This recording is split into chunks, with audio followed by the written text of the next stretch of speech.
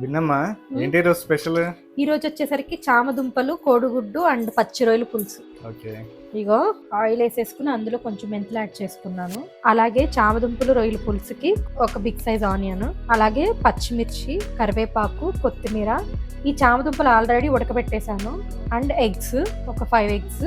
And main ingredient రొయ్యలు అనమాట, పచ్చి రొయ్యలు. పులుసు కోసం అని చెప్పి చింతపండు కూడా నానబెట్టేసుకున్నాను. మెంతులు వేగుతున్నాయి కదా, కొంచెం జీలకర్ర కూడా వేసుకుంటున్నాను.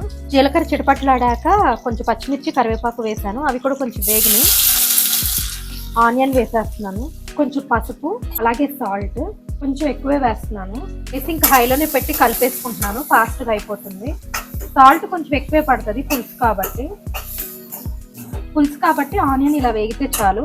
ఇందులో ఒక 2 full స్పూన్స్ అల్లం వెల్లుల్లి పేస్ట్ యాడ్ చేస్తున్నాను. వేసి ఇది పచ్చివాసన పోయేంత వరకు కలుపుకోవాలి. కొంచెం ఆయిల్ పైకి తేలుతుంది. అల్లం వెల్లుల్లి పేస్ట్ వేగిపోయి ఇలా నూనె పైకి తేలింది కదా, ఇప్పుడు ఈ రొయ్యలు వేసేసుకుంటున్నాను. ఆ కలిపేసి స్టవ్ సిమ్లో పెట్టి మూత పెడితే ఇవి కూడా మగ్గిపోతాయి అల్లం వెల్లుల్లి పేస్ట్లో. ఇలా మగ్గిపోయినాయి కదా, సో ఇందులోకి చామదుంపలు ముక్కలు వేసేస్తున్నాను. అలాగే ఎగ్స్కి ఇలా ఘాట్లు పెట్టుకున్నాను, ఇవి కూడా వేసేస్తున్నాను.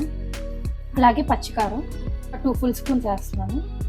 ఒక 1 స్పూన్ గరం మసాలా. ఇవన్నీ వేసి బాగా కలిపేద్దాము ఈ ముక్కలకు పట్టేలాగా. గరం మసాలా, కారం అన్నీ. చింతపండు పులుసు ఇలా నానబెట్టుకున్నాను కదా, వాటరే వచ్చేలాగా ఇలా ఫిల్టర్ చేసుకుని యాడ్ చేసేసుకుంటున్నాను. పులుసు మొత్తం ఇందులోకి వేసేస్తున్నాను. హై ఫ్లేమ్లో నుంచి ఇంకొంచెం వాటర్ పోస్తున్నాను. సో కలపలాడాక మీడియంలో పెట్టేసి స్టవ్ మూత పెట్టేస్తే అదే ఉడికిపోద్ది. ఉప్పు కారం సరిపోతే అడ్జస్ట్ చేసుకోవచ్చు, సాల్ట్ అది. ఇలా కలపలాడుతుంది కదా, కొత్తిమీర వేసి ఇంకా మీడియంలో పెట్టేసి మూత పెట్టేస్తాను స్టవ్. ఇదిగో కర్రీ మంచిగా అయిపోయింది. ఈ కొంచెం ఉంటే చాలు, పులుసు కాబట్టి ఇలా ఉంటేనే బాగుంటుంది. తినేద్దామా ఇంకా?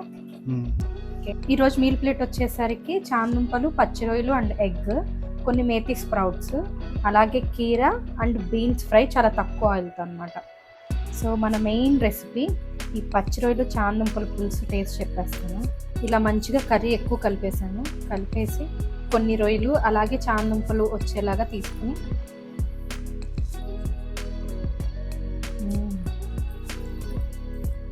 యమ్మీ, చాలా బాగుంది.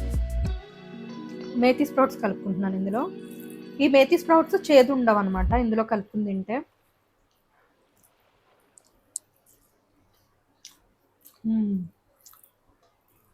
సూపర్ బుజ్జి, మీరు కూడా ట్రై చేయండి తప్పకుండా.